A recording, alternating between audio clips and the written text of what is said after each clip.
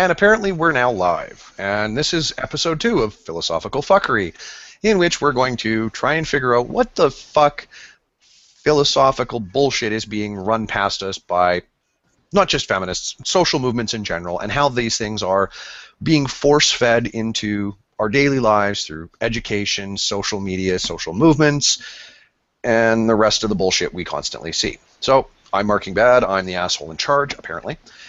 With me today, going right to left because I'm an asshole, I have Socrates of Athina. Good evening, everyone. How are you today? And Why are you laughing at me? This is just how I talk. Assuming he's paying attention, we also have Red Pill Gamers. Howdy, everyone. And then we have the Philosophy Nerd. Hola, ¿cómo estás? Those three gentlemen will be the people who have the most academic understanding of this. Generally speaking, they've gone to school and dealt with these sorts of programs. And as speakers for the dense, that is, the people that are going to flag plays that have too much jargon, we have Magnus Deacon. Beatings and flagellations, all. And we have Jack Barnes. Howdy! Wait, you're the reincarnation of Minnie Pearl? Oh, no! I'm trans, okay? Just leave it alone. And hopefully, in a little bit, we will have a little bit of British intellectualism appearing with Mehmed. He's restarting his computer, and hopefully will be joining us shortly. So, last week we covered a shit ton of definitions and a lot of history on how we got to a state where we got postmodernism. Wait. Why are you inviting this British person? Don't make me march to the sea again. I will hand you your ass. Oh, calm down, Socrates. He's not a member of the Raj, for fuck's sake. I will nuke all of you motherfuckers. So, see, the reason why we need this British guy is because we have American Neanderthals here. So what can you do? Yeah, exactly. How would it be philosophical fuckery without a British dude? Yep. To make it at least sound semi-intelligent. So I'm going to give a really shitty quick recap of what we covered 2 weeks ago, in which we went from the Frankfurt School of Philosophy, which is kind of the philosophical origins of much of modern philosophy, if we want to call it that, and how it had a couple of little jogs here and there, and eventually got us to post-modernist and modern rationalist philosophy. And where we left off was pretty much the point at which where there's this postmodernist theory that anytime you encounter a binary, whether it be biological sex or what have you, my lights technically are a binary that could be examined in postmodernist thought that proves it kind of fallacious. But anytime you have a binary, you're supposed to deconstruct it and examine all the parts and figure out why it's a binary and assume that it's wrong. And then you're supposed to reconstruct it so that it's not a binary, because apparently this makes sense to people, or some people. Well, if you got a set of headlights, of course there's two of them. You need one on each side of the car. Oh, shit, having two sides to the car is a binary. We can't fucking have that. Well, here's the thing that that concerns me with that is the fact that there are concepts of opposites, and there are instances of opposites within the universe, and and that would actually make sense for language to have binaries within it. So this postmodernism concept where where they go against the binary, it doesn't leave much room for real good inquiry. Well, and also keep in mind that human societies have actually repeated this multiple times throughout the course of history. For example, you have Neoplatonism or Platonism, especially during the Middle Ages, where this belief in a higher plane of existence sort of took on new meaning. And there's always been this realm of rationalist thought that believes you can divine or determine sort of higher truths purely through an act of reason, which, of course, as we know, is not particularly productive, because were that in fact true, we wouldn't need to spend so many billions of dollars globally doing empirical research to find out whether or not an idea is true. God, why does that very thought make my ass hurt? I couldn't tell you, but thanks to science, we have Preparation H. This stream is not funded or supported by Preparation H. Probably for the best that you pointed that out. So, one of the things that comes of this... Oh, Nemad's here. Nemad, give yourself I'm an here. introduction. Yeah. I gotta introduce myself? Damn. Preferably. Yeah, so I'm Nemad. I make YouTube videos on YouTube, and they're almost all shit, except when they're good. Sounds fair enough. Sounds about like my love life. You know, finally we actually have a British guy here to tame the Neanderthal Americans. He's European anyway. I'm Well, French. same thing. Oh. There you go. Same Well, difference. French. Remember, Yeah. the French did assist the Americans in overthrowing their colonial overlords. Yeah, that's Oh, true. yeah. Yeah, that's fair enough. You promoted us shitlords. Yeah. So, I mean, one of the things I want to cover, and we just finished a stream on Magnus's channel about the infiltration of academia by feminism in particular, but also the fundamental failings of the modern curricula in pushing post-modernist theory and completely failing to push any kind of actual rational or logical examination. And so we're looking at stuff like the personal is political or various other absurd rationalist attempts to deal with thought. Yeah, I know what yeah. Schultz, do you want to start on it, or shall we let Philosophy Nerd go hard on it? Well, I'm going to let Philosophy Nerd go hard on that because I just got an email from my professor to talk about this very subject on Monday and Tuesday. I want to hear the Philosophy Nerd rip it open so I can use it against my professor. Excellent plan. I don't think your professor has any idea what the fuck he's in for. Oh, he didn't. Damn. He couldn't handle me the first time, but with a major in philosophy, I just have a minor. This will be perfect.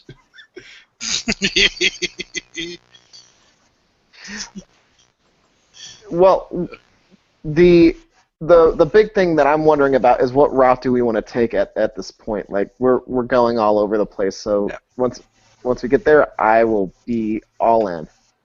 Fire up the engines and just take off. That's like what me and Jack do as truck drivers. Well, Just what fire up that exactly, fucking engine and take what off. exactly are we going Well, to discuss I mean- here? What did you ask him? Well, let's take a look, for example, at the way in which there's this assumption that there's no binaries in school, right?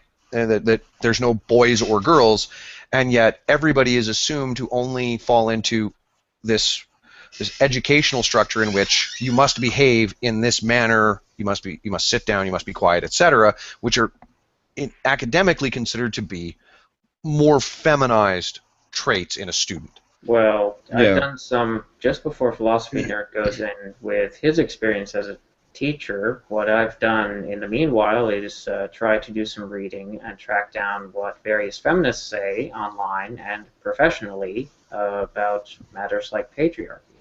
As relates to education, there is a total spectrum of opinions on the matter. And for some disturbing reason, the primary opinion you tend to see in primary education is that boys need to behave like girls, whereas other people will say something, like women need to be elevated. That's a very, very rare opinion, because for some reason, the idea that men are just going to be at the top in certain fields or behave a certain way is held as heresy.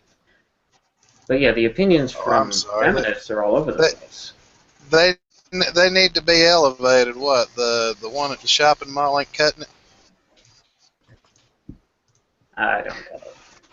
Well, it really comes. See, it goes back to this issue that when you treat one thing I've traveled the world a lot. I've been to Mexico, I've been to Colombia, Venezuela, parts of France, parts of Greece, all over. Here is and I know this is anecdotal, but I found this to be very, very. This has been. This has never changed in any of my experiences. Boys like to be like non-fictional things. Girls like the poetics. Girls like to be more nurturing. Boys like to be more aggressive. I actually have a question for you, and yes. I read a long time ago, though I don't remember where, that boys tend to get a lot more interested in fictional material if it involves, well, things that boys tend to like, subjects like war and so forth. Like if you hand a young boy a Warhammer 40K book, they are going to be all over that shit. Yeah, actually, that is true. That is true. But the same with poetry, though, right? Because if you think about poetry nowadays, most of it's like romance era stuff, where you've got poetry subjects on love, or the seasons, or how you feel, or none of it's about pummeling your enemy with your fist. Well, see, the thing is that what I'm saying is that boys tend to, when it comes to reading, boys are more into realism.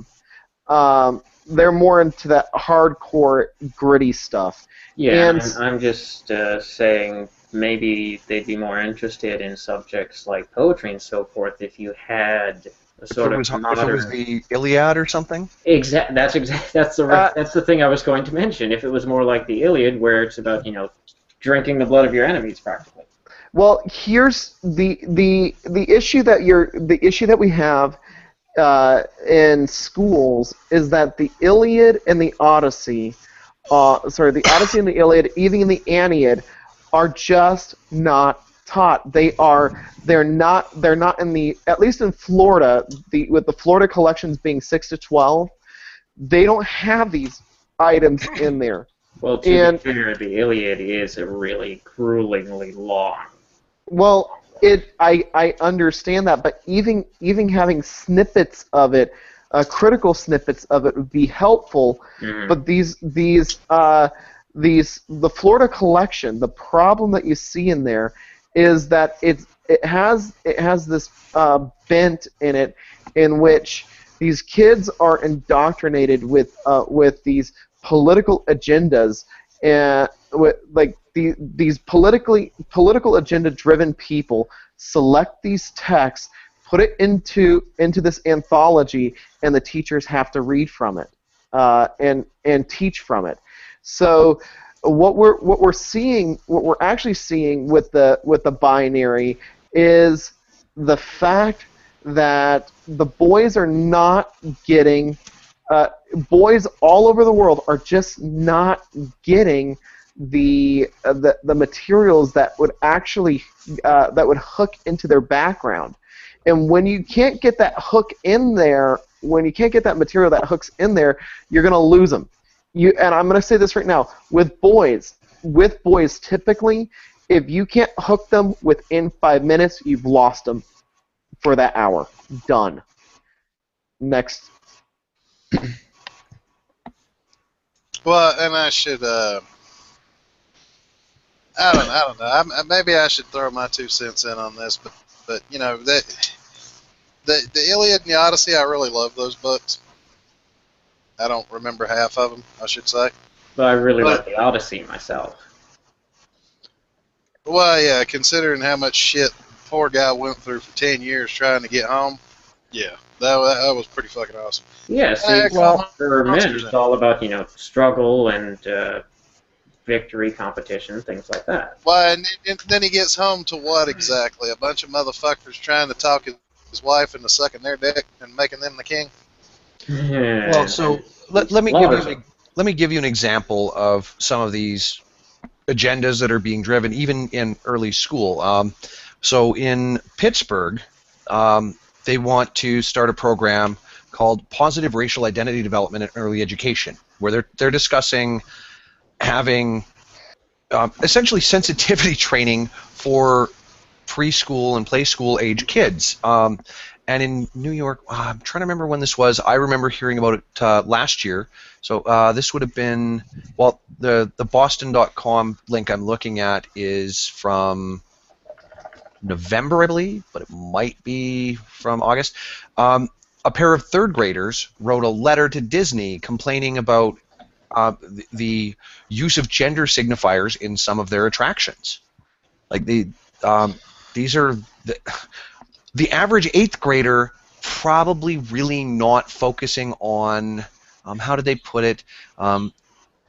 Some girls might like yellow and not pink. You can never really judge. It's like, why are we teaching kids about gender signifier stereotypes when we should be teaching them how to read, write, and do actual math as opposed to common core math? Do any of us here actually believe that a couple of fucking 8-year-olds gave enough of a fuck without being coached No, to I write such a very retarded rarely ass see letter to kids Disney? Yeah, if you really want to. The thing about that is, briefly, I believe something similar happened during the Vietnam War. Didn't they also have, like, children in classes writing the president or whatever to end the Vietnam War? Might have been Korea as well. I mean, professors have used their students as useful idiots for weapons. But let's be fair. It's not just leftist progressives. It's also this happened during the ERA.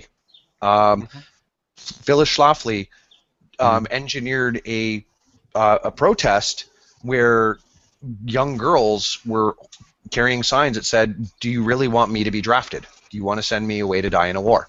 Damn. Yeah, that's a grotesque abuse of authority. Yeah. What's the name of that teacher? It was part of this. They made a book out of it. It's called The Wave, if you remember. I haven't come across it, but that doesn't. Okay. I think I've read it once, many years ago. Yeah. So pretty much wasn't that a movie? Actually, Yeah. as well as a book. Yeah, I saw that. Yeah, and so pretty much the reason why I wanted to bring that up is the fact that the guy, he did an experiment to show how much influence teachers as leaders actually have in the school system. The fact of the matter is that when it comes to like an 6-year-old, 7-year-old, 8-year-old mind, they themselves are just coming into themselves, and so they're using these kids to promote these propaganda, the feminist propaganda, postmodern propaganda, and whatnot, without even giving them a chance to actually develop the critical and creative thinking skills they need to come up with their own mind.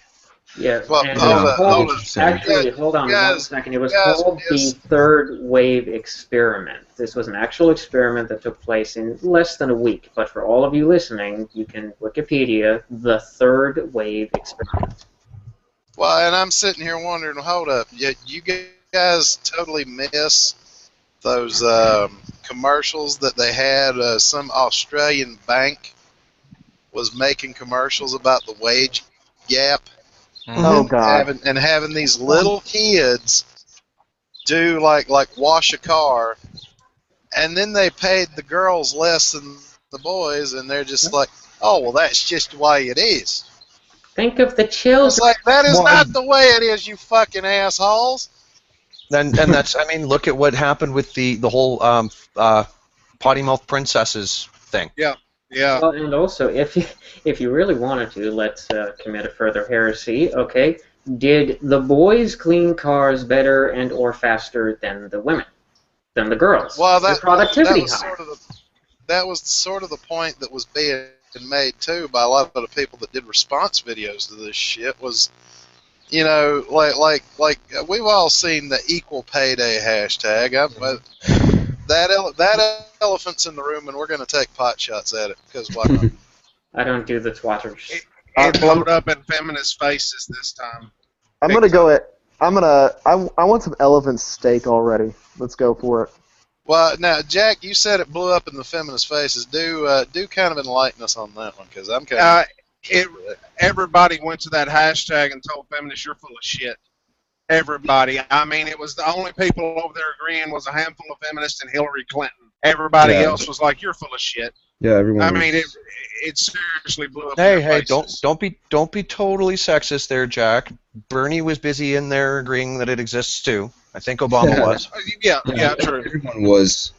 Basically, politicians with a stake to be made had their noses in there. Yeah, of course, because they don't want to upset part of their. They don't want to upset the majority of their active voter base. Exactly. Women are more likely to be voters. Yeah. I mean, so like going back to there are fundamental physiological endocrinological. Yeah, differences. I was struggling with it. There are hormonal and developmental differences between men and women. Of course. From the start, from whenever the sexual differentiation happens in utero, and so I thought I'd come across this a while ago. I looked up the golden ratio, which is athletic performance at an Olympic level judged by gender. So the fastest woman that they have listed was she swam the freestyle in as fast a time as the men's time was in 1967. Okay? That is the world record in the women's freestyle. I believe it's 100-meter freestyle swim is the same as it was over 50 years ago. That is the current world record, as I understand it. And what's the current male world record? I'm not sure if they show the current world record or not, but I'm going to try and find it. What was the record time for the woman back then? What was her time? Well, the current, if this is current numbers, the current woman's record in the 100-meter breaststroke is 64.45 seconds. The current men's record is 58.46, which is a difference of, it's a performance ratio of 90.7%. Women are the fastest woman doing a 100-meter breaststroke swim is going to be approximately 90% as fast as the fastest man. Which is pretty impressive, actually. It's very impressive, but I mean, fundamentally, there are hormonal and endocrine. I'm never going to say it right. We know what you're saying. Yeah. Well, so, I but mean, for the audience, we might want to actually get the actual endocrinological. There we go. I think. Endocrinological, yes. And fuck, it's impossible to say. Endocrinological. Yeah. Endocrinological. Yeah. So let's look at another example. Florence Griffith Joyner set the world women's 100-meter dash record at 10.49 seconds. She set that in 1988 in Seoul. And since then, according to this article, nobody since who hasn't admitted to doping has been able to even come close. Fuck. That record was surpassed in 1921 by American Charlie Paddock with 10.4 seconds on April 23rd, 1921. Damn. So we're looking at 100 years almost when the men beat that number for running 100 meters. Now, to be fair, athletic performance is slowly narrowing. Women are, in fact, getting better and better at these events, but it's going to be like 2060 something before they actually get within 95% of the athletic performance of men. I kind of doubt that's going to happen because men keep getting stronger and faster as it goes well, along, I mean, too.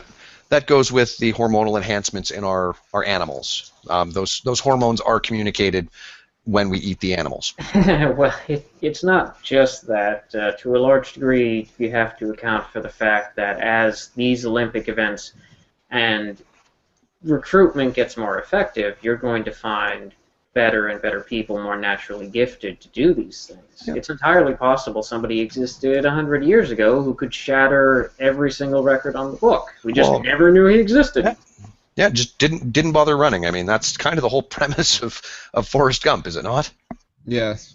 Yeah, you might say so. And it's worth mentioning that with how they treat Olympic athletes and what they have to go through just to get there, maybe somebody who's naturally gifted at running or swimming or whatever just goes, you know what, fuck it, I'm gonna drive truck instead. Fuck this. Well, I mean, one of the smartest human beings in the world, or on the planet, is apparently a creationist, and this is a guy who is supposedly, and I can never remember his name, he's a bouncer in New York. And he's entirely self-taught. He's a creationist, but he rewrote several papers on quantum theory and string theory, and actually added to the knowledge base concerning the complex physics of relativity. Not exactly.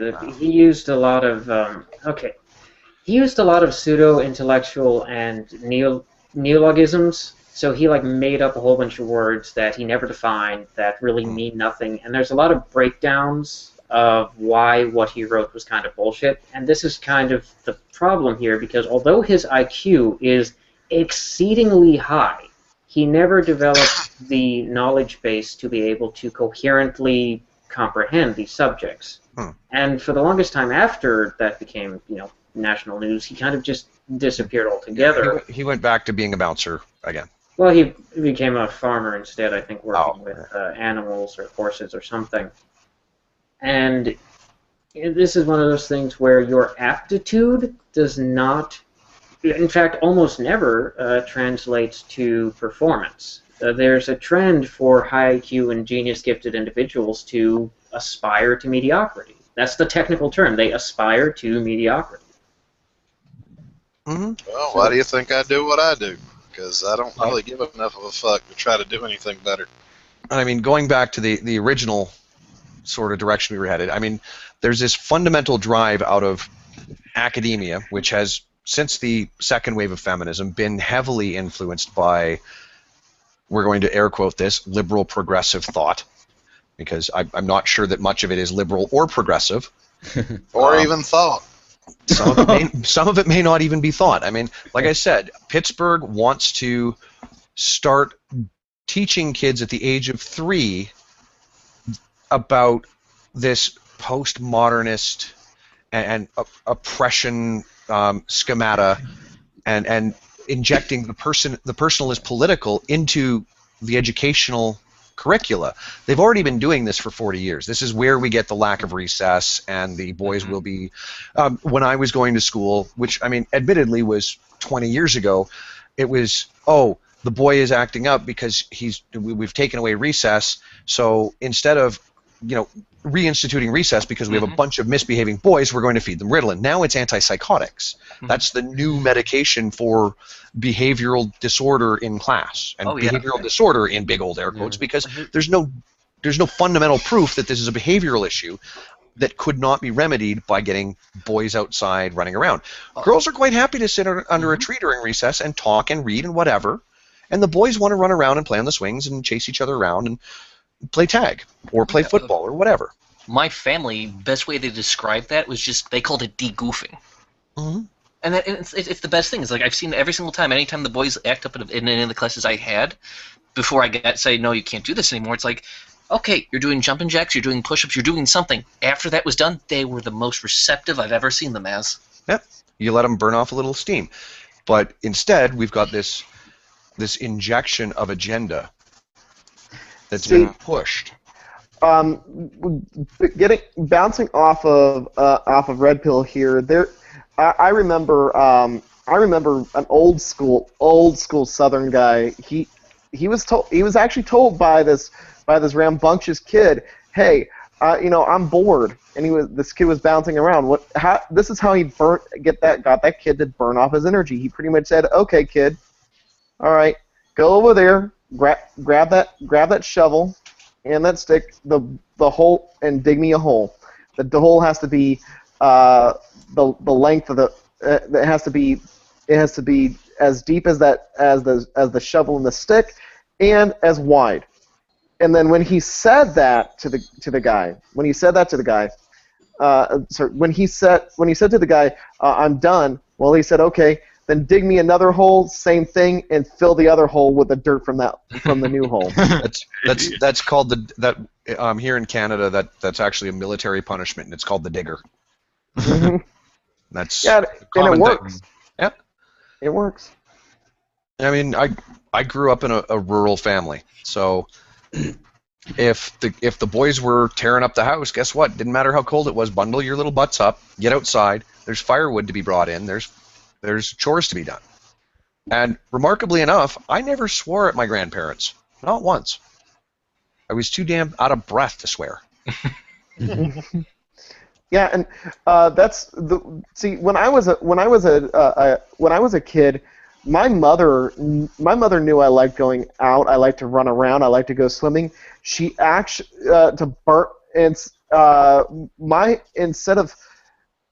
instead of butt whoopings or whatever, she actually had me walk laps, run laps, swim laps, and it worked. Well, now to be fair, when I was a kid, the ass whoopings were reserved for when you actually done fucked up, boy. Yeah, I mean, I had to for her. I had to do the same stupid thing over and over to get a butt whooping. When I got a butt whooping, it was with a leather belt. Yep. My dad. Leather belt, you. Once I was old enough to pull a chair over to where the belt was hung, I was told to pull the chair over, get the belt down, and come back and get a whooping. Mm-hmm. And meanwhile, I'm from a physically and emotionally abusive family, so let's not go there. No, I don't care. You haven't triggered me, don't worry. Well, no, it's not even that. It's not even that it was actually any kind of abuse, but you listen to feminists and.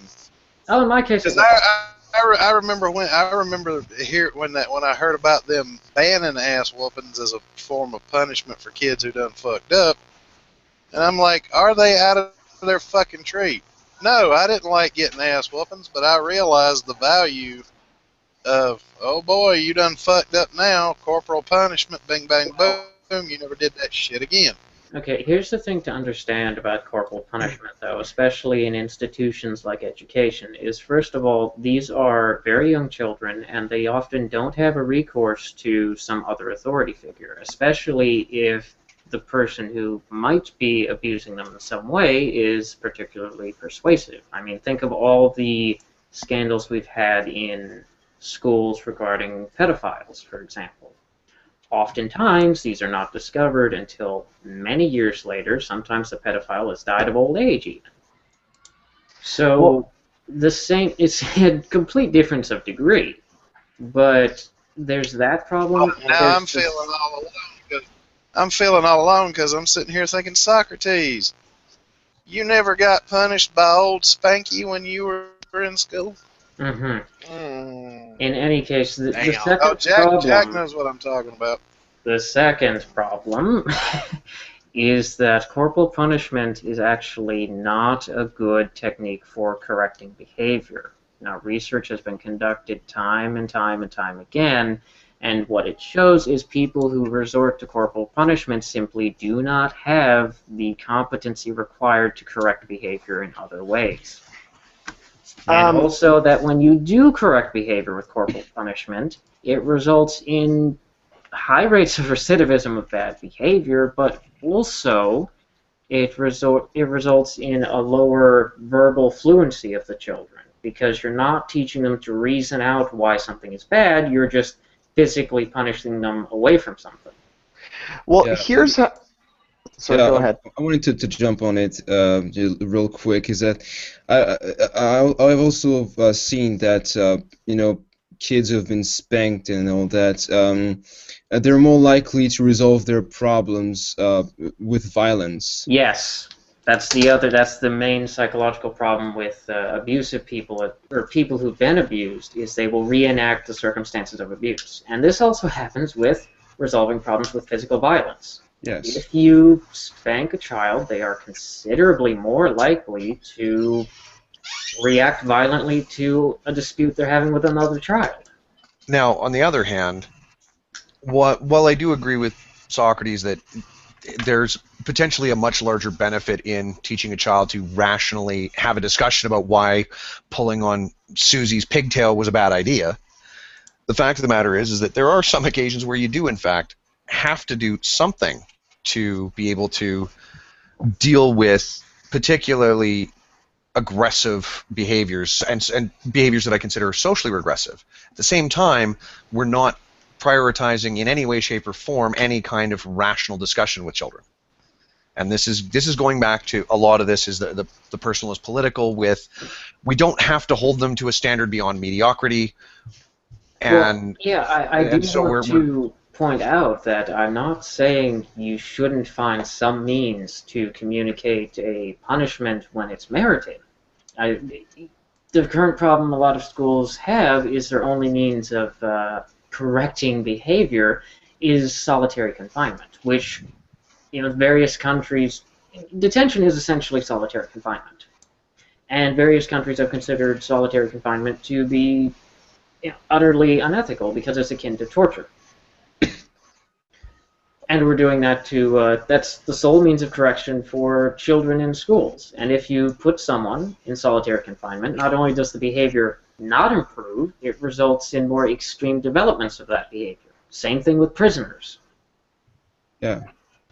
Now, bearing in mind there, Socrates, the part that you missed about corporal punishment, especially at my house, is there is one thing about it where I think a lot of people are too lazy to actually go through the steps necessary. But As a last resort.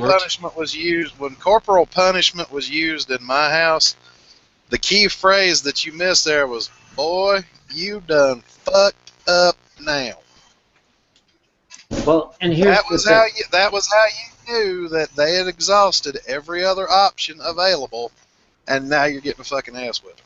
Well, yes, but that's also part of the problem. It's like Isaac Asimov wrote in his Foundation series, violence is the last bastion of the incompetent. Or something like that, I'm paraphrasing. But that is also true in psychology with what they found with parenting. People who resort to spanking are simply, they don't know how else to deal with it. Well, here's something we have to understand right now. For example, we're talking about like the boys' issues. Now, I want to bring in my issues with my nieces. They have behavior issues too. And the one thing that my brother has done is, because he's a mental health specialist, actually trained from the Army. That's how he got all his knowledge, and he's even now a hypnotherapist, and he has a clinical certification in it.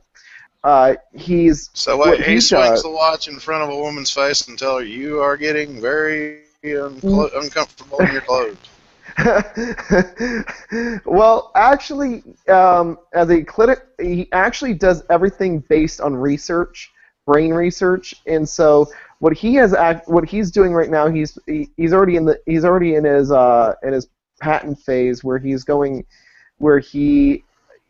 found that what he's doing now is he's being more of a counselor than anything. So he uses hypnotism to open up the mind, and then he uses counseling techniques from his past to actually to imbue them with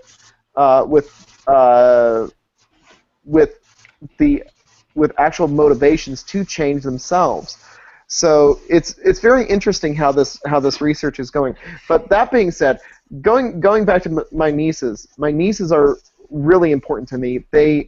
One of my nieces, she loves attention. She'll do anything for attention. So what we have found that is very effective is actually putting her into an area that if she really messes up, we put her into an area where she has to sit down, be quiet, and she doesn't get any attention. And then she can see how everyone else is actually reacting with each other. My other niece, on the other hand... social ostracization, yes. Yeah, but there's a reason for it. It's because of we actually know her personality. We don't do it nitty gritty. The other one, it doesn't work the same. When she is much more introverted, so we actually have to do it through conversation with her. Yep. That's possible. That's the worst possible torture you could put her through. Possible side effect of that is the thing about punishments is that when you punish somebody for something using a particular means, they kind of like Pavlovian conditioning, they associate the punishment with that thing. So if you're punishing somebody by making them talk about it, they're going to associate talking about things with punishment. Well, so that might not be. Here's me giving parenting advice again, but I'm just saying that seems like a potentially bad thing because it's the exact same thing with spanking and children resolving their differences through violence as a result. And I'm waiting for someone to tell me why that's a bad thing. Well, yeah, because the case that Socrates, I hate to tell you this, but the case you're making against corporal punishment is the exact same reason that corporal punishment became quote-unquote child abuse. And now we've got all these dipshit social justice retards running around who've never had a proper ass whooping in their life. And that's why they're such assholes.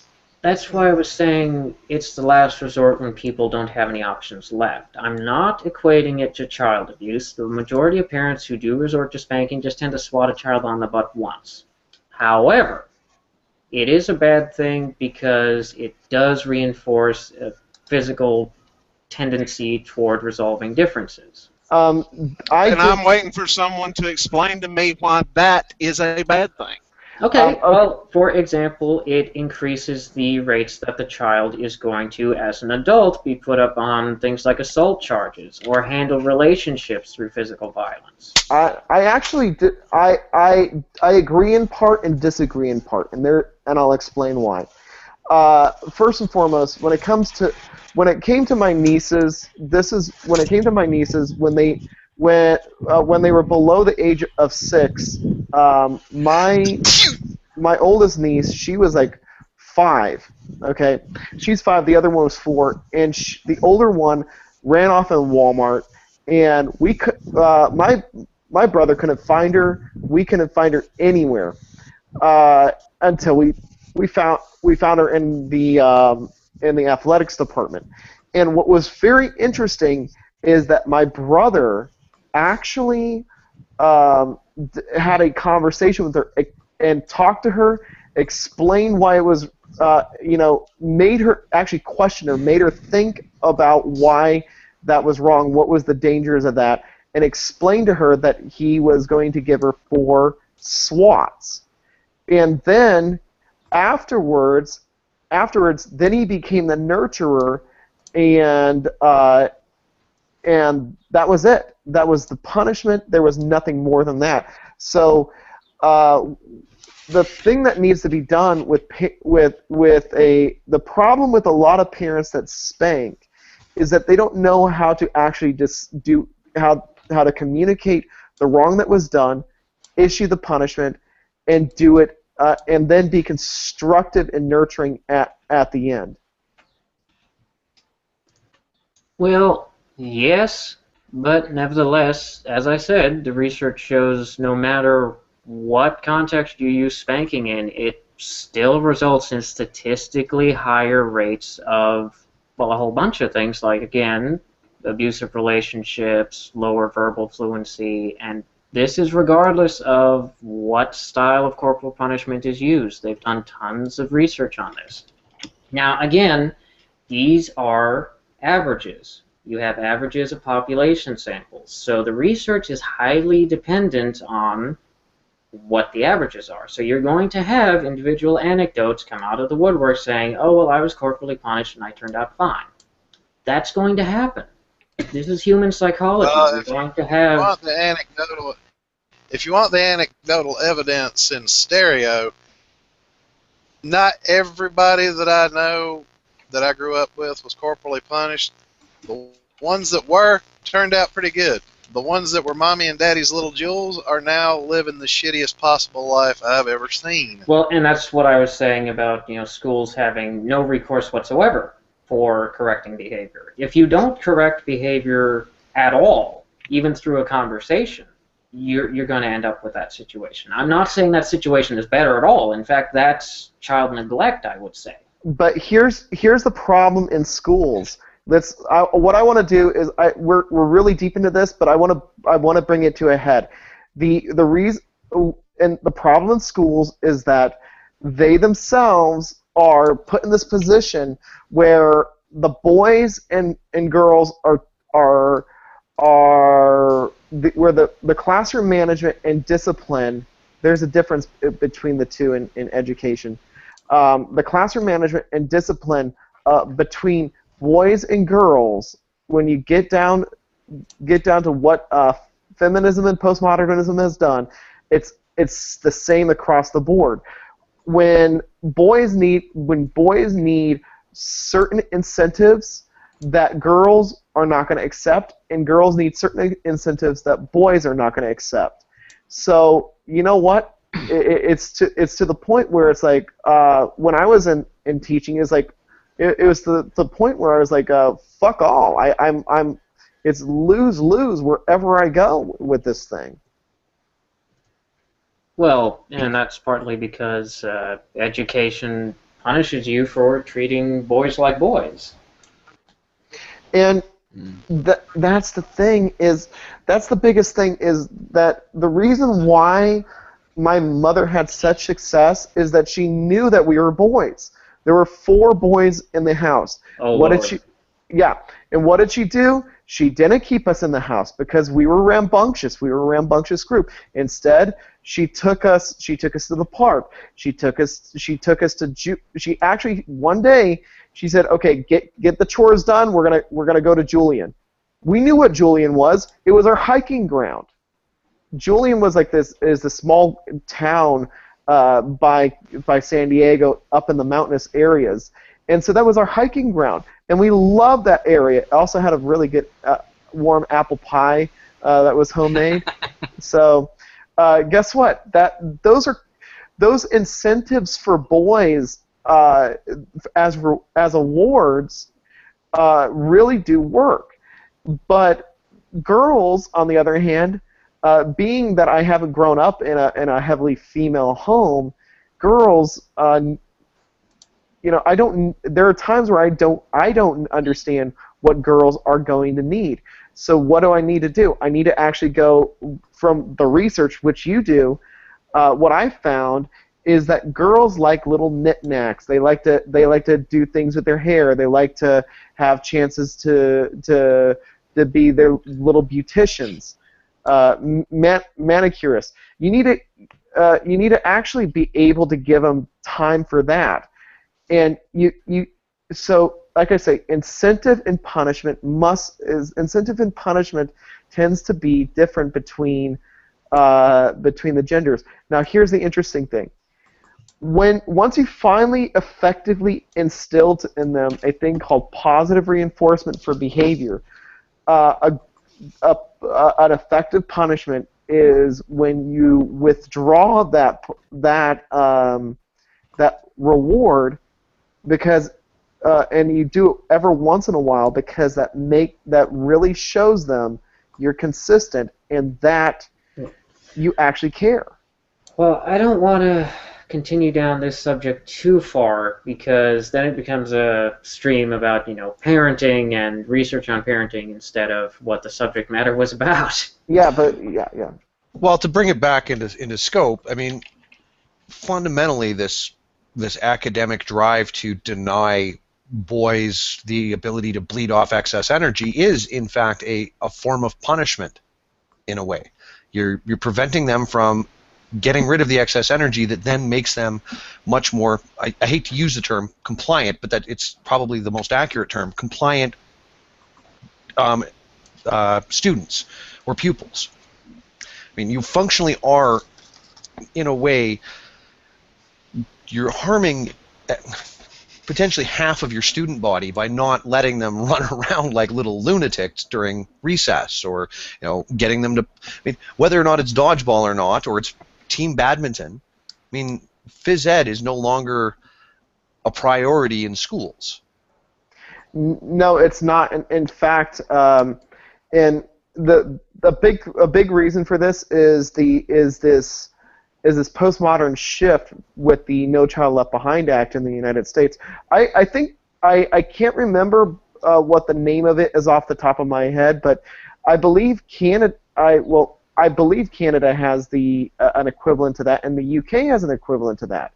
What I would like to do is talk to our. I want to toss the ball over to our French counterpart. Do they have a version of the No Child Left Behind Act in France or something like that? Can you tell me what the No Child Left Behind Act is exactly? Because I've not dig into that actually. Okay, so the No Child Left Behind Act is pretty much the No Child Left Behind Act when it was fully implemented in 2003. It's a long law, but in a nutshell, what it is it demands a bunch of senseless testing, and it has a bunch of unfunded demands, and it also demands it also has certain it has this thing if states don't meet a certain if states don't meet a certain standard, they will lose money. So in part, one of the things one of those unfunded demands is site-based management, and we could let Schultz go on for about an hour on that, but I'll give you the quick sum up. Basically, teachers are made implicitly responsible for anything beyond the base curricula, which they must have their students meet certain grade points at. So there's all this extra testing that happens, and if your students, as say a grade 3 teacher, if your students can't test at this level, then your budget can be impacted. So you're told to get back in there and make sure that they can spew out the information relevant to the testing. They don't have to learn anything else. Yeah, it's all about testing. Monkey see, monkey do shit. Which is just so much the same complaint that a lot of people have about their perception of the Japanese education system, which is entirely rote retention. You're fed information until you can spit it out on command. It's very Pavlovian. Okay. One of the apparent issues with it is that it has incrementally rising standards. So if you already are a very high-performing high school, you are still required to keep exceeding those standards. It's just like in a lot of retail workers will sympathize, but it's just like corporate requirements for sales. If you meet a certain percentage one year, well, next year they just raise it again. You meet that one, next year they raise it again. And eventually you're not able to meet those standards. The board responsible, I think, the standards are adequate yearly progress, and if you don't meet those standards that they keep raising every single year, they come in, restructure the school, fire staff, or close it and move it somewhere else. And there's a whole lot of cheating scandals because of it. So here's the interesting thing right here is a lot of schools went from being student-centered to being all about the test and that award money, that award money from the federal government, they're promised so let's say what we have is the simple thing: an A school, a B school, a C school, a D school, and an F school. You can imagine, so from A to F, you can imagine A is the best, F is the worst. The lower the grade the school has, the more their budget's impacted. So what I wanted to ask you as our French counterpart in this is what is France going through at this time? Okay, so I know that schools in the U.S. are not funded the same way as it is in France. You have different corps, in charge of funding the schools. If it's an elementary school, it's the city that funds it, and so on and so forth. So I don't think that they can lose any kind of funding because of low grades.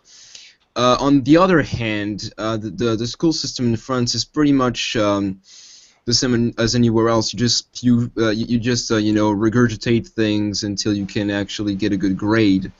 So I don't actually think it can, that this kind of thing can change. I don't think that they have, a certain amount of money, based on the level of, of the students. But I know that in private schools, on the other hand, well, if you have bad grades and there's a big exam at the end of the year, like for example, you have in France the baccalauréat, which is the thing that can be pretty much translated to that's the French counterpart. It's the international baccalaureate. We have it in Canada as well. Okay, yeah. So yeah, for example, in private school, they would fire students who don't meet certain standards, so that they can have a high high percentage of success, like near 100% or 100%. If you don't have students that are making, say, 95%, anybody below 95% is not invited back the next semester. Wow, and see, here's the interesting thing.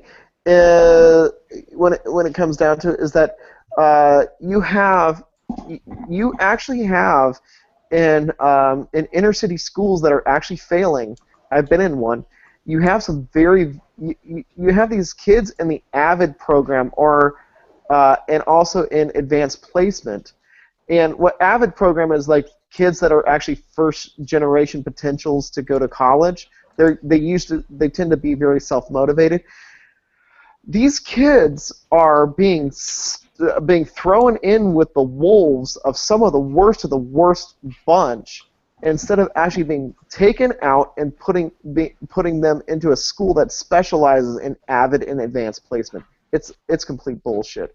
And so that goes back to the thing that they're leveling against these children, this post-modernism, this feminism bullshit that doesn't allow for this demand. See, they demand differentiated instruction, which means making it different for each student and using these certain techniques.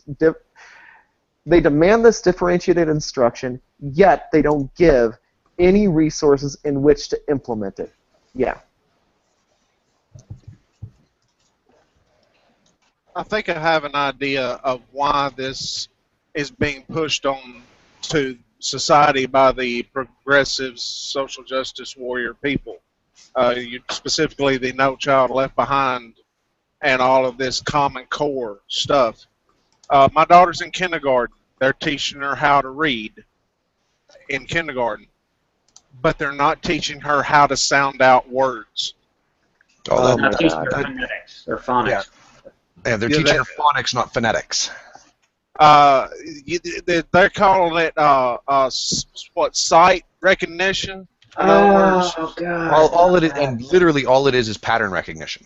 Right, exactly. Pattern recognition of a word. STOP. Me and you and everybody else knows that means stop because of stop.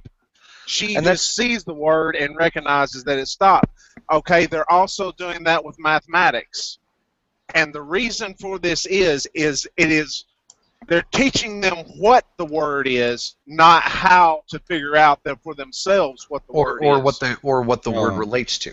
And right. And they're teaching them, like, 2 + 2 is 4. It just is. And not how 2 + 2 is 4 because of this. And what we're going to end up with is a whole entire generation of kids that are so fucking stupid they cannot figure anything out for themselves, and that's exactly what these people want. Here's something that's actually very important. And since Nina, I'm using you as an example. Let's see if this is the research. This has been consistent across the board. If a child doesn't master their native language, when they go to a different country, let's say they're transplanted to another country, it'll take 5 to 7 years for them to master the new language. So this is interesting. So let's say Nemid and I switch spots because Nemid has mastered French and I've mastered English. It would probably take us no more than 2 years to master each other's languages. But let's say you take a child from like 8th grade in France and in 8th grade in America and flip it, it's gonna take phenomenal amounts of time because they just don't have those skills. Well, and what Jack brings up about pattern recognition it's actually, and I'm sure Schultz can back me on this, it is important when you're dealing with somebody who has specific reading issues like dyslexia. Mm-hmm. Oh, yeah. But it's not, once you get them to the pattern recognition point, you then start to implement the other strategies that are relevant to reading comprehension. Because you can teach a child a certain level of reading comprehension relatively rapidly without focusing on pattern recognition. I mean, pattern recognition should be knowing what the letters are. That's where you start. It could just be me, you know, maybe the way I am, or maybe I actually got a very good education. But the thing about it is I was able at a young age to sound out and recognize words I'd never heard, and I'd even had a few people tell me, wow, I wasn't able to pronounce that properly until I was in college. Yeah, I did the same thing. By 12, I had a college-age reading level. Well, here's the thing. My daughter, unless we teach her ourselves, which we're doing, my daughter will never be able to pronounce a word that she has never seen before. She will never be able to do a math problem that she's never seen before. This is what I highly recommend. You can do it either way, but I think there's a school called K12.org or something like that. It's great because then you can be, as the parent, can be involved in it, and it's still public schooling. But but if you want a really high advanced level, and you can deal with a bit of a religious bent, a Becca's a good way to go. But you still have to be the parent to be in there and controlling it. Okay, now what was that again? There's I think it's K12.org, and then there's a Becca, which is A, and Becca, which is BEKA. Okay. It does have a religious bent, but it actually teaches logic, it teaches reasoning skills and things like that. But it is private, so it's the Becca Academy. Okay. Generally, having a multiplicity of sources is better than only having one. So yeah. Just the more learning resources you have, the better. To sort of pull this back to the this whole thing about a binary, about how the progressives are dismantle the binaries of everything. You got to understand that they want not equality of rights or equality of everyone starts at the same place. They want equality of outcome. And in order to do that, you have to destroy binaries in order to get that. Because you can't have a good and bad, right? You can't have, well, women are better at A, B, and C, but men are better at X, Y, and Z. You have to say, no, there are no men and women. Basically, Harrison Bergeron is no longer a cautionary tale, but a coaching manual. That's funny that all these books that were, pieces of cautionary culture, tales. Yeah, all these pieces of culture that were supposed to be warnings actually become reality. To some That's degree, so horrible. I think it would help if we could drag this briefly back regarding binaries and everything to how they're functionally using it, like with the term patriarchy, which originally was just a familial identification in societies to show that, a family is generally ruled by the father. Yes. Right? Mm-hmm. Ruled, led. It has some variations even from the beginning, but that's roughly it. Yeah. Yeah. Led, ruled. It depends entirely on what that culture, what its virtues are. Mm-hmm. But a lot of feminists don't understand. We do actually have a lot of them called bullshit on this one, but it's true. you can just do a Google search, and there's lists and lists and lists out there of various cultures out there that are matriarchal, purely matriarchal, and they're living in shit. Yes. Well, that's one way to go about it, but part of the problem here that I've found is I've spent a lot of time and also pulling up resources during this hangout for different definitions of patriarchy, and you can definitely see in sociology, especially the feminist-bent sociology, a very strong Marxist axiom, you might say. Yes. Yeah, of course. Yeah, it relies on this idea that a hierarchy is oppressive. So if anyone is above anyone else, by definition, that is oppressive somehow.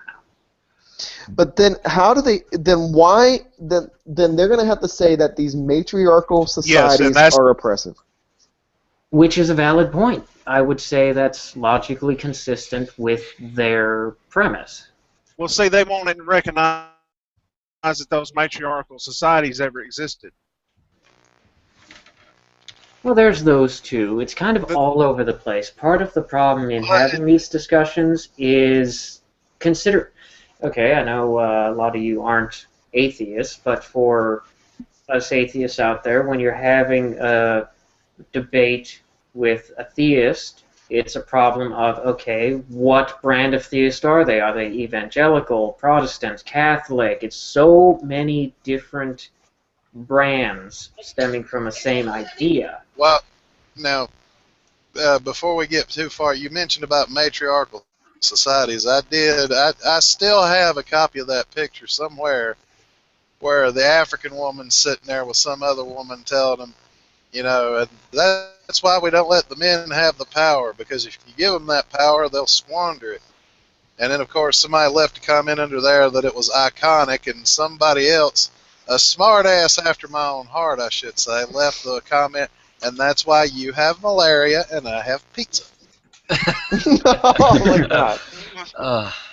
Yeah, and so feminism, I've been trying to track down, like in anthropology and so forth, any real research or veracity into this idea of patriarchy as feminists define it. And, you know, using the Rutledge Encyclopedia of Politics or Political Economy, they have a small section on there where it describes feminists as defining patriarchy as extending it from observations of culture and family to encompassing all systems of male dominance.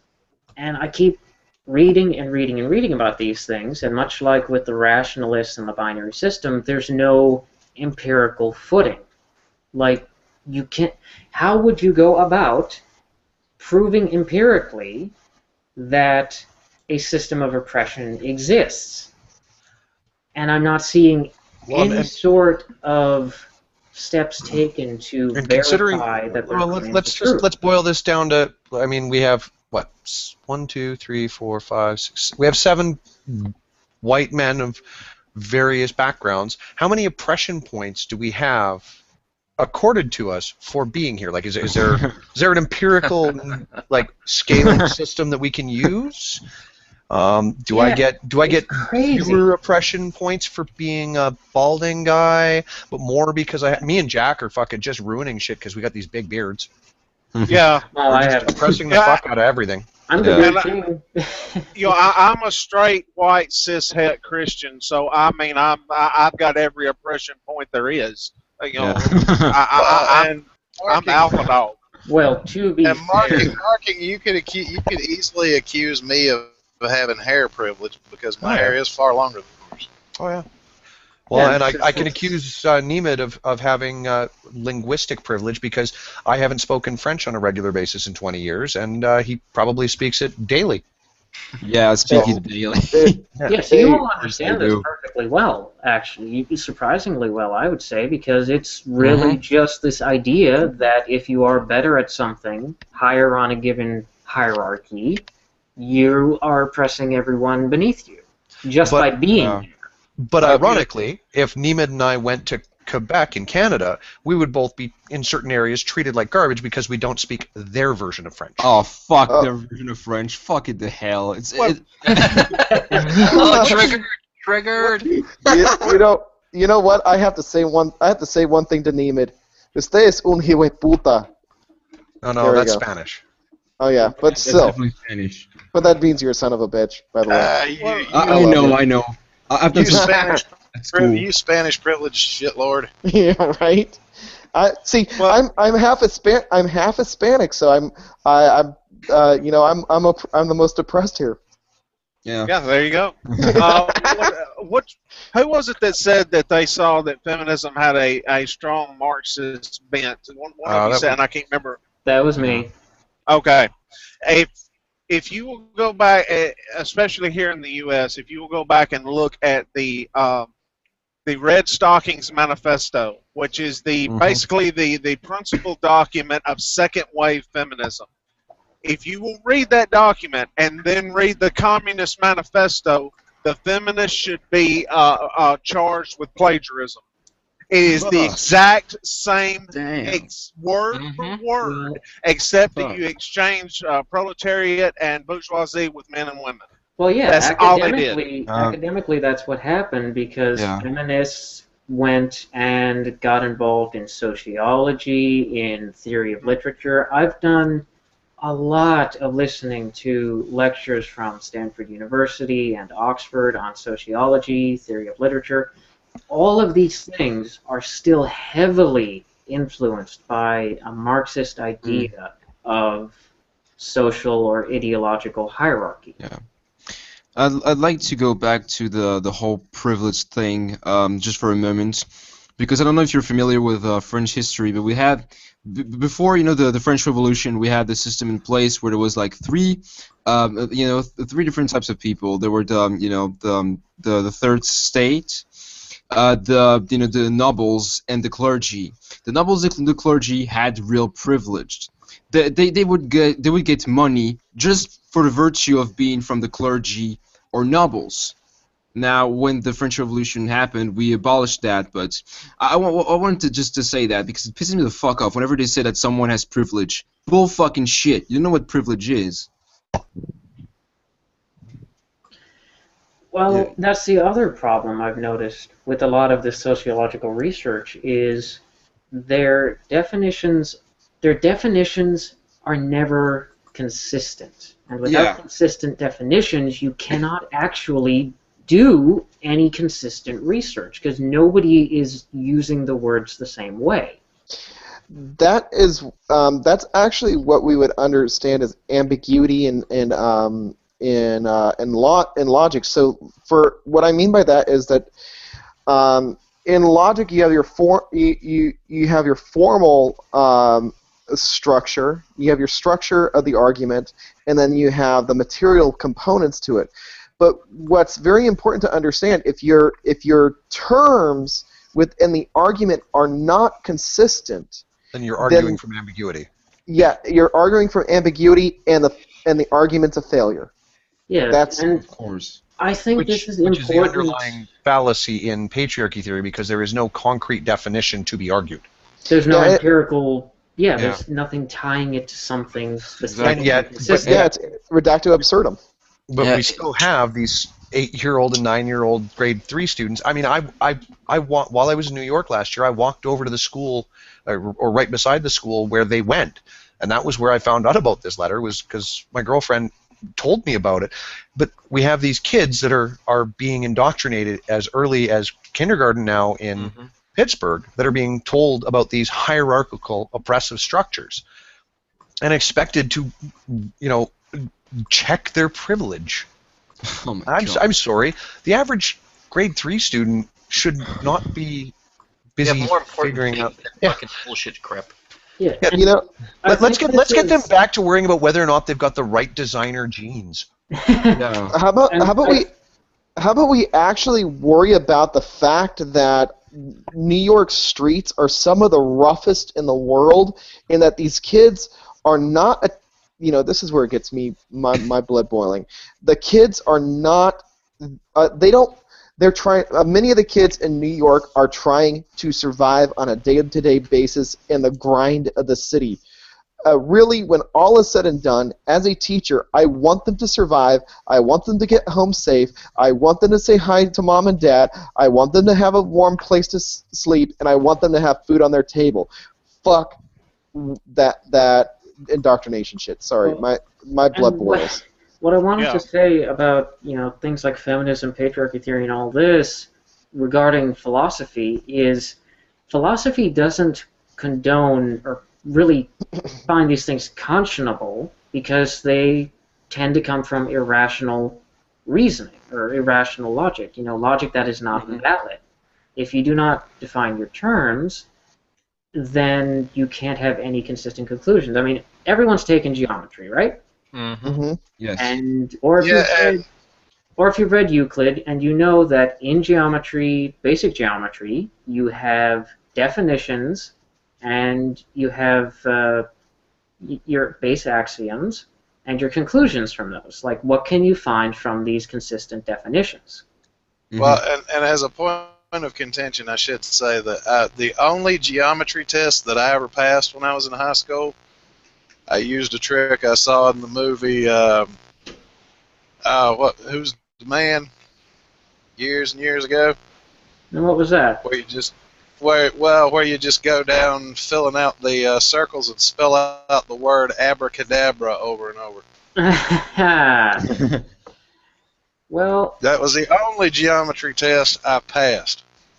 I just kind of wanted to bring it over to philosophy specifically because there's a lot of people who, especially on the internet, are seeing all of these arguments and think this is what philosophy is about. When all of the literature, all the classic literature I've read, all of the classes in logic I've attended or seen online, none of them would consider this valid reasoning.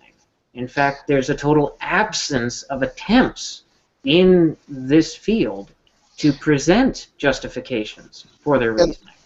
As much as I have to say that when it comes to philosophy, and I'm giving respect where respect is due, France has contributed so much to a rich culture of the West, but Michel Foucault was one of the biggest flipping frauds I've ever read. I shit you not. Oh, Foucault was just all over the place. Foucault of all people.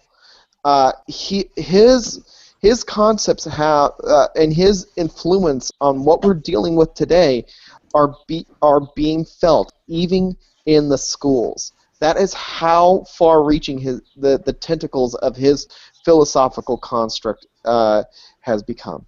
Mark, I have a thing I've been reading over for the past couple of days, actually, from a feminist source that I think is highly relevant here because I do want to give people a tangible example of the sort of incongruity that this kind of thing has. If you want to present the link for people, if you want to present the article for people.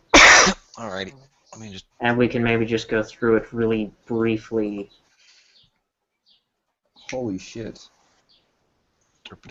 I think it's a really good example of where feminist thought is. It's also one of the highest ranking results on Google if you try and find definitions of patriarchy theory.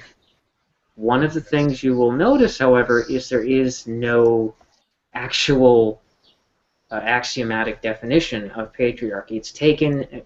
I'm sorry. It's actually taken as an axiom. It's taken as a given that this is true. There's no justification. Well, this goes back to my argument with the senior philosophy lecturer stating that it's just assumed to be true, and how can I dispute it because I'm not a published feminist academic and I have no right to question prevalent opinion in the matter. And that's a catch-22 because if you tried to be a published feminist, you would have to publish on patriarchy theory. You could not publish as a feminist Without inclusion of it somewhere. Yeah, you cannot publish as a feminist criticizing patriarchy theory. So it's a Although catch-22. I find this interesting because they're claiming that non-elite men do not generally actively conspire with patriarchs, although they may aspire to become one. Patriarchal pattern, however, means that subordinate men are ranked above subordinate women in the traditional socioeconomic hierarchy from which the patriarchs skim the cream. So they're making an oligarchical argument, is what they're doing.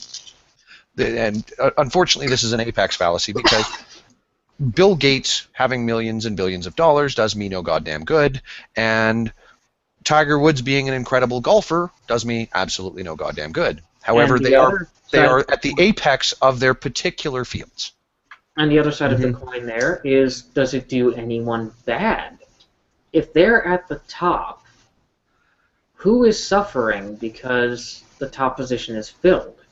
If they are the most capable, okay, consider a meritocracy idea. If they have the most merit to be in that position, just hypothetically, who can that possibly harm? It harms me because I believe I should have some of Bill Gates' money, and because he has it and I don't, therefore it harms me. Yes. That's their reasoning. Which, thank you for bringing that back to a point where SJWs, and particularly the very strident Bernie supporters, will understand it. Well, exactly, but that goes along with the fact that, you know, it's their way of making piss-poor excuses for their laziness and lack of action. Well, but that, again, ties back to this concept of, and this is something that I believe it was Kierkegaard talked about with social leveling.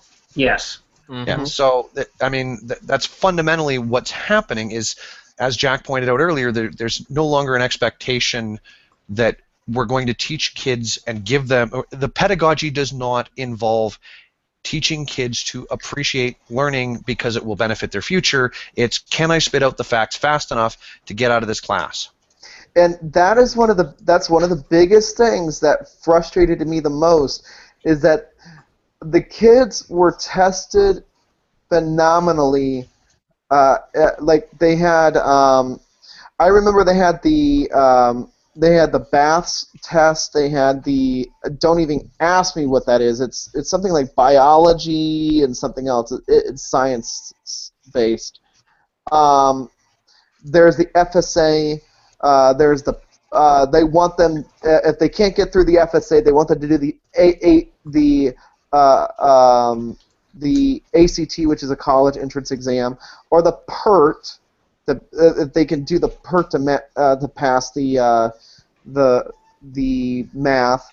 So these kids are burnt out on testing, where at this point, now that I'm no longer in the teaching field, I'm looking back where it's like, I can't blame them for not giving a fuck. Well, and here's the frightening thing about sociology from what I've read and understood so far. If it is premised on the idea that a hierarchy means there is oppression, the only conclusion from that premise is the only way to achieve equality is to make sure everyone is level. So this is exactly the Harrison Bergeron consequence. It's equality of outcome. And that's the worst possible thing, but these people think that is the only means to achieve a better world. Well, it's something like it's pretty much trying to make unequal things equal, which ultimately leads to fucking hell zones. Yeah, let's take it to a level of absurdity, even. You know, if hierarchy... Oh, go ahead. Before I gotta leave, I'm just gonna put it this way. Yeah, let's see if we can make unequal things equal. Why don't you SJWs put fucking water in your gas tank? Tell me how that works out for you. Well, Anyway, I gotta get moving. All I right, got stuff Magnus. because I'm picking up a student tonight. But Keep on yeah, trucking. this has been fun. See you, Magnus. I always will be. See ya. Later. Yeah. See, Yeah, so See you around. let's take it to a level of absurdity, and, okay, premise hierarchies are oppressive. Well, numbers are a hierarchy from lesser to greater. Is that oppressive? Can we be oppressive in the abstract? Is 2 oppressing 1 because it holds the position of 2? Or should you have 2 1s in the place of 2? So feminist math. Yeah. my big thing right now is, for example, one example I would like to bring up is just I would have, just to use their ambiguity, it does that we have the X and Y axis, but why is the Z axis hardly spoken about? Why is that thing being oppressed? This is demonstrating through absurdity that the idea hierarchies are innately oppressive does not make sense, because there are conclusions you draw from that which are utterly ridiculous. But Well, here's see, the thing. you guys ahead. are using reason and logic to try to figure this out. And according to feminists, reason and logic is oppressive. Well, Well, that's also what I want to do, to demonstrate to people and plead with people that this isn't feminism and the SJWs you see coming out of academia. This is not philosophy. Philosophy is a love of knowledge. To pursue that knowledge, you have to be able to find the truth through valid reasoning. And you can demonstrate that this is invalid by using those methods.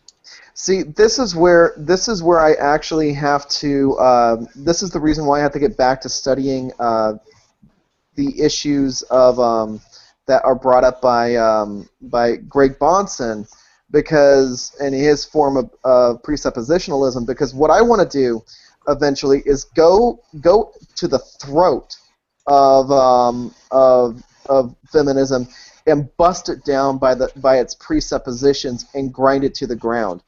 I don't think it's going to be that hard, but the problem I had is when I originally wanted to go and actually define what feminism is. Here's the thing that I learned very quickly, just 4 or 5 pages in, when I was really motivated to do this.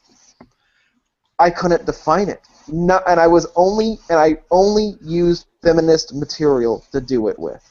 I couldn't do it. Yeah, they all disagree. They all disagree on what it is. So it's kind of like trying to fight a hydra, because for every single aspect of feminism you debunk, the goalpost shifts onto something else. Or just like, okay, here's something that everyone should know. It's called the Mott and Bailey defense. You Brits should know about this. You know what a Mott and Bailey is? No. Okay, a Mott and Bailey is an old defensive structure where you would have the sort of primary castle, the Mott, and the lower region, or the Bailey, where the general town would be. And so in times of siege, you could withdraw from the Mott back to the Bailey. Withdraw from the Bailey back to the Mott. And this is a strategy and argument that you will often see in these sociological debates, or from old French rationalism schools, and from Derrida and the rationalism schools back then as well. They would make absurd claims or fantastical reasoning, and when you called them on the consequences of that, on their conclusions being absurd, they would say, oh, no, that's not what I meant, and withdraw to the Mott, to a strong position, and make a claim that you couldn't rationally disagree with. Right? You know, Okay. when it came down to it, I have to admit one thing when it comes down to the in comparison, at least the people that made fallacious arguments in the Enlightenment period, at least when they did it, it was entertaining. This time is just downright dangerous and just stupid. I can't even laugh at it. Oh, it's also called the Mott and Bailey Doctrine. And I'm going to give a link to Marking Bad to put into the description as well. This is something that I think everyone needs to kind of watch out for when they're making arguments as well. Yeah. If somebody calls you on an absurd conclusion of an argument, you seriously need to reevaluate what your premises are. You know.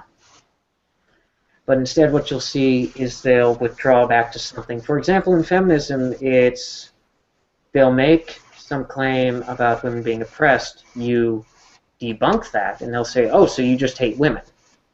Yeah. That's not exactly a Mott and Bailey. That's more like a bait and switch or an ad hominem, but that's kind of how it works. Yeah. Or, oh, a better example, they'll bring it back and say, well, don't you want equal rights? Or don't you believe in equality? That's the number one thing. Don't you believe in equality? That's I've actually the been Mott. asked that too. Yeah, that's the Mott, though. That's the bringing it back from Of your course. absurd claim to something nobody could justify. Oh, you don't believe in equality then?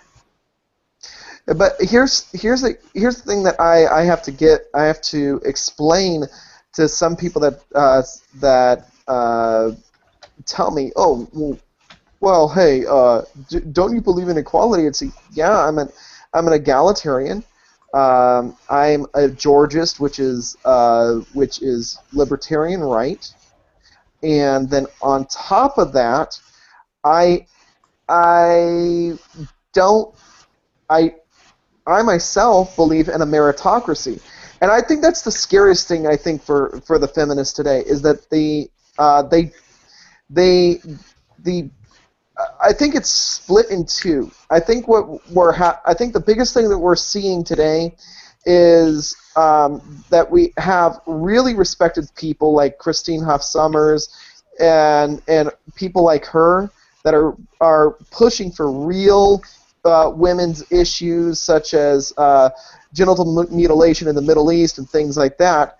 But the big issue right now is that we have these feminists, these dworkanites that have taken over and are all about, it's so self-indulgent. It's sickening. Yeah, well, we need to start having really serious discussions, especially in the academic field, though I don't know how you'd get through to them. But frankly, you cannot have a meritocracy or equality of opportunity without a hierarchy. Without a hierarchy, opportunity does not exist. These things are contingent and dependent upon one another. Well, then that kind of puts down, that brings us to the thing that I would rather have instead of this matriarchy that these matriarchal societies which are living in shit. I would rather live in a patriarchal society. I mean, the problem that I see with a lot of young feminists is that they've never traveled overseas. They've never actually seen real. Oppression. In fact, they've never seen a child without a limb because of a landmine. I have. I've seen children that have been. I've seen children that were treated for second, third-degree burns and stuff like that. When I will bring it to a head to reality, the Dworkinite philosophy does not alleviate any of the suffering. In fact, it makes people so self-serving that they can't even see real oppression ahead of them. Well, and also because, as we all know, if you have a hierarchy of nations, like the United States being, oh, we're number one, well, okay, assume that we are, then countries in the Middle East, which are very far down in that country hierarchy in terms of GDP and everything, well, we're oppressing them because we're better off. Well, so again, absurd conclusions. Here's something that's very. See, I'm not an economist, but I've read the research on this. Here's something that's very interesting. A lot of the feminists don't even understand how to break down economics either. For example, if I was to show them the wealth of China, if you actually look at their GDP, it's not a quality GDP. In fact, they have such a huge housing bubble. In fact, they have ghost cities there. They have such a high housing bubble that once that pops, their whole thing is going to go boom. It's going to make the United States look like kindergarten at that point. But what I brought this up for is they don't know how to actually take statistics and break them down to their fine points. Instead, they just want to take an overall number, do some simple math that any third grader can do, and say, you know what, we're oppressed. Well, you know, Fuck and I off. think maybe a discussion for next time is how to argue these kinds of things. Because I've seen, you know, I've been following all of these videos since, well, Gamergate. I mean, that's the bandwagon I jumped on just to observe, and then I got involved with Hangouts with all of you guys. And I think maybe there needs to be more discussion about how we should be arguing and understanding these things. Because if you don't understand where they're coming from literature-wise, you can't make pointed, you know, assaults or pointed arguments against their beliefs. Just like how I spent all that time discussing patriarchy theory. Okay, And this is what I would like to do. This is what I would like to do next time. I want us to come up with I would like us to come up with a sort of topic, a kind of a solid topic. We need to make sure that it's well organized, because I want to bring in 2 feminist articles that we can actually review, and well, that's why I was thinking, you know, get together arguments and stuff and sort of analyze them to generally give ideas on how we should be arguing these things. Because the usual internet strategy of just flinging shit and mockery, that's not going to change anything in academics. Well, that's the reason why what I would like us to do is pick a specific topic, and what I can do is use my academic credentials and do an Iliad poll on 2 articles. Just pick any topic, I'll get them, and I'll look for them, and something that is not so heavy on the jargon, because any of them are going to have jargon, but the question is to what extent. Well, I mean, I think everyone still wants to know what the fuck patriarchy theory is, if we can ever nail that down. Well, if we're going to do patriarchy theory, then I'll go ahead and read Sexual Textual Politics and see what I can come up with that. Who wants to volunteer to read something else? Because that's going to be a doozy. I'm gonna have if I would have the time to read something like this and not kill myself. Well, just short articles like the one I gave okay. Dad, for example. Yeah, I guess I can do that. Oh, I've got a folder here called oh, where the fuck did it go? There's horrible things bigots say, when people cry rape culture, when people bitch about slavery and racism, when people bitch about gendered biology, political lesbianism is fetishization of feminine sexuality, when people bitch about gendered privilege, idiot feminist videos. Yep. Okay. I could come up with all sorts of shit. Yeah, I mean, we can all do that, but the question is, how heavy do we want to go? Since we've covered a lot of the topic and really kind of define where we're going with, can we? The thing is, if we want to do something really heavy like this, we would have to,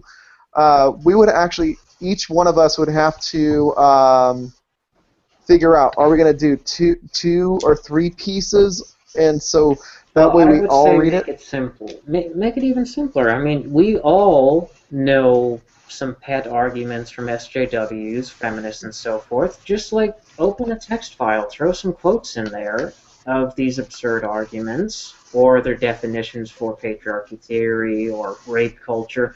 Just collect shit that you've seen on Twitter and everywhere else. Just collect the stuff. We can come together and brainstorm ideas on good ways to argue against these kinds of things. Yeah. That sounds good. That's a good idea. You know, if by some miracle one of you finds a feminist article or something that actually has a logically consistent or rational definition for patriarchy theory, well, if you are being a skeptic, you have to allow for the possibility that somebody somewhere has managed to do it. Been skeptical, tried the research, almost hung myself. Not going to do it again. Well, that's why I said just, collect quotes and stuff. The Oh, probability of finding something like this is pretty low. well, I was going to say there's the clip from the Red Pill documentary in which I'm not sure who the woman is. I could go back and look, but she made the claim that we live in an even more patriarchal society now than ever before. Like, we've been discussing this issue since the '60s, since this theory was developed initially. Was birthed from some unholy post-modernist womb. Well, patriarchy theory as a feminist construct dates back to 1848. Well, feminism, but it was not defined as patriarchy theory. It wasn't labeled as such. But it was, I mean, you're referring to the Declaration of Sentiments. Yes, that basically laid out what patriarchy or what patriarchy is, what it does, but it was not labeled as. It was not codified academically prior to that. Right.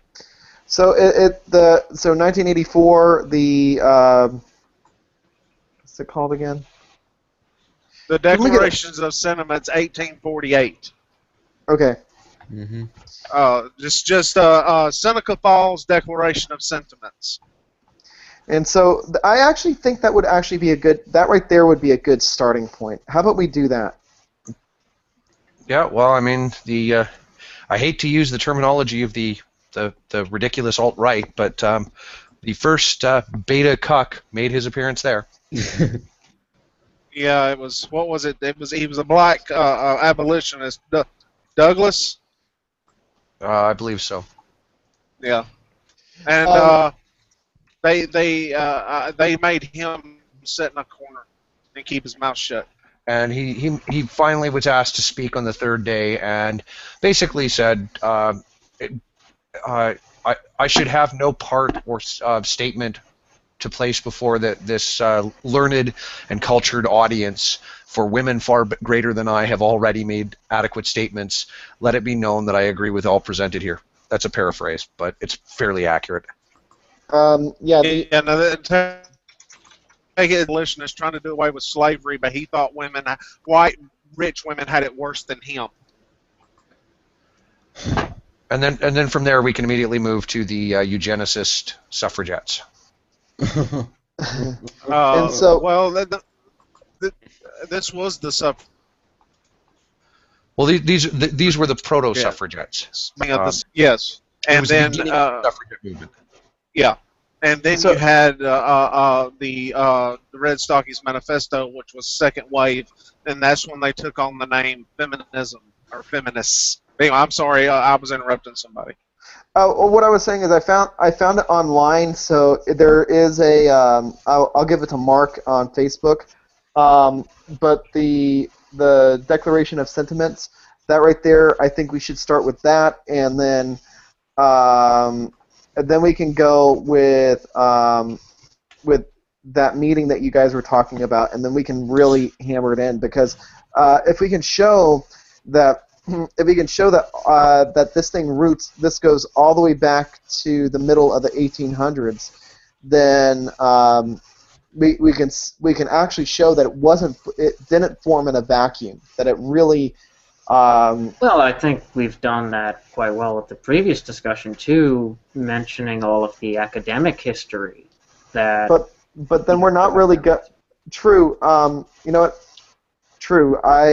What we can do with it though is show. We can at least show the older issues that they were dealing with. So, which were real issues to most of the time. Mm-hmm. But what were the attitudes? The Declaration of Sentiments was the document that came out of the Seneca Falls Convention, which me and Mark and Bab were just talking about with Douglas. I can't remember. Frederick Douglass, is that his name? I believe. Anyway, Frederick Douglass. Yeah. These women had this convention, and this was the document that they decided on. And the thing about it is every bill. Say again? arguments that they were back then. You're going to have to repeat that. Yeah, you keep cutting out, Jack. I think you're, Yes. I don't know if you're out of range Oh. or not. Oh, okay, can you hear me now? Yeah. Yes. Oh, okay. The arguments made in the Declaration of Sentiments are basically the same arguments feminists are still making today. It's the same shit. It's just the Declaration of Sentiments is non-specific. It's just saying men have oppressed us. Not using those terms. Mm. Yeah, but let us, like I say, let us go into it because it's going to.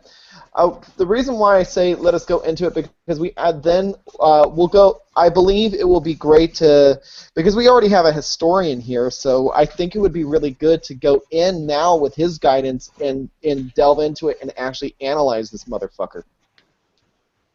It's not that difficult as far as it's not a complicated document. It's very simple. Yeah, I haven't read it yet, so it's I'm more. The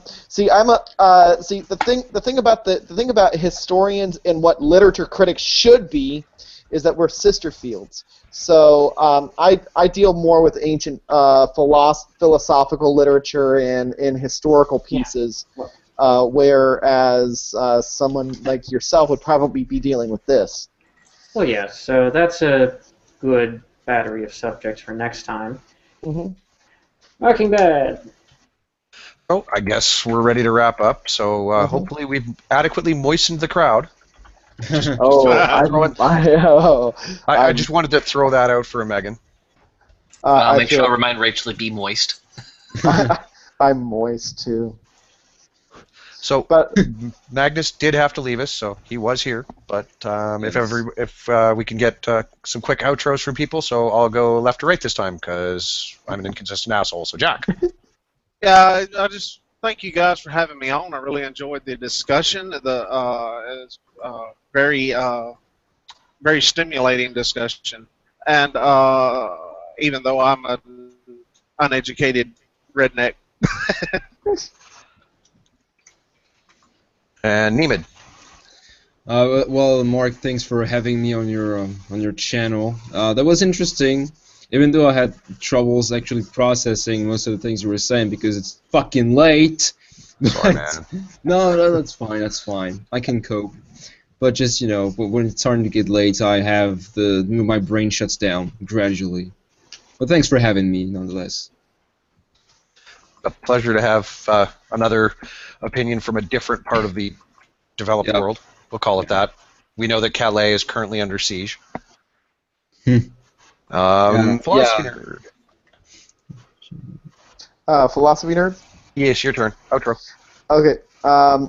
Yeah, I want to go ahead and thank you all for making this possible. In fact, giving me a challenge to read through this and this document, which I'll start doing tomorrow. Also, one more thing. Nemid makes me moist.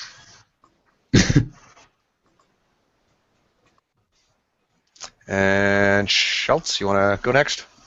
Yeah, thank you. Thank you for having me join. Hopefully I can join you again in the future. And anyone who deals with this feminist stuff, please take 3 fingers of whiskey so you don't blow your brains out. Fingers. No doubt. We don't need anybody deciding to go find Kurt Cobain's microphone, okay? Okay. And Socrates. I think I've said all I had to say this time around. I would only plead with people that please understand philosophy does not usually end up this way. Or it shouldn't, at a minimum. It shouldn't. There's plenty of academic research, there's plenty of literature to support me here, is that you have to be rationally consistent with your arguments. Feminism, as far as I've read, has not been. Neither is post-modernism. So don't equate that with the pursuit of philosophy, since that's even what Marking Bad and Magnus do, and there's a trucker and a roofer. And they can be philosophers too. Yeah, Scottish common sense realism. right, and I guess I'll finish up. Thank you to I think we had a total of 9 at our high point, so there was 9 people willing to put up with us rambling on. So I appreciate them showing up. And yeah, I mean, at some point in the future, I really got to sit down and do some videos of explaining the various fallacies in common, plain fucking English, so that the average person can take a look at what's presented to them. It doesn't matter if it's feminism. It can be Black Lives Matter or whatever. Anybody who is firmly ideologically indoctrinated is prone to cognitive dissonance and manufacturing fallacies to support their position. So, I mean, all of this ties back to the basics of ancient philosophy, and being able to understand what the fuck's going on is important. One thing I think would be really helpful with these fallacies is the fact that if you read them in philosophical structure, they're boring as can be. Good way to do it, for example, a red herring. The way it got its name is that the fact of the matter, to confuse bloodhounds, they would take a red herring, a rotten red herring, which is a smelly fish, and get them get these dogs off the trail. So what would be really cool is to actually make animated short videos that actually show in a comical way what these fallacies are. Yeah, I've seen videos on YouTube of people explaining fallacies already, but I think we can do it better. Yeah, I think I think animated and comical. I mean, a lot of them do it dry. Well, Okay. fallacies sound too much like phallic, and so feminists are not going to watch, so we don't have to worry about Triggered. Well, and as we've defined feminist thought so far, a fallacy has a. If you point out an argument has a fallacy, then you are hierarchically above the person who made the fallacious argument, and therefore you're oppressing them. Yeah, that's the Kool-Aid, folks.